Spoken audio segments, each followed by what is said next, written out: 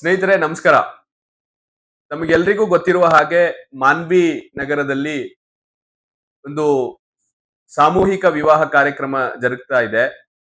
ದಾರುಸಲಾಂ foundation trust ನ ಅಧ್ಯಕ್ಷರಾಗಿರುವಂತಹ ಒಂದು ಸಾಮೂಹಿಕ ವಿವಾಹ ಕಾರ್ಯಕ್ರಮ.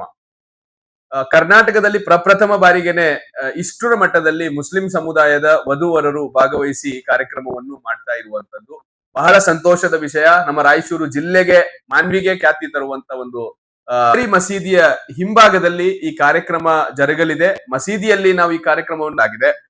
ದಯವಿಟ್ಟು ಈ ಕಾರ್ಯಕ್ರಮವನ್ನು ತಾವೆಲ್ಲರೂ ಬಂದು ಈ ವಧುವರರಿಗೆ ಆಶೀರ್ವಾದಿಸಬೇಕೆಂದು ತಮ್ಮ ಹತ್ರ ನಾವು ಕೇಳ್ಕೊಳ್ತಾ ಇದ್ದೇವೆ. ಅದ್ರ ಜೊತೆಗೆ ಈ ಕಾರ್ಯಕ್ರಮದಲ್ಲಿ ಮುಖ್ಯ ಅತಿಥಿಗಳಾಗಿ ಈ ನಮ್ಮ ಕರ್ನಾಟಕ ರಾಜ್ಯದ ವಿಧಾನಸಭಾ ಸಭಾಪತಿಗಳಾಗಿರುವಂತರೂ ಸಹ ಈ ಕಾರ್ಯಕ್ರಮಕ್ಕೆ ಆಗಮಿಸ್ತಾ ಇದ್ದಾರೆ. ಅದೇ ರೀತಿಯಾಗಿ ಅಲ್ಪಸಂಖ್ಯಾತ ವ್ಯವಹಾರಗಳ ಸಚಿವರು ಮೌಲಾನಾ ವಲಿಯುಲ್ಲಾ ಸಯೀದಿ ಫಲಾಹಿ ಅವರು ಜಮಾತೆ ಇಸ್ಲಾಮಿ ಹಿಂದ್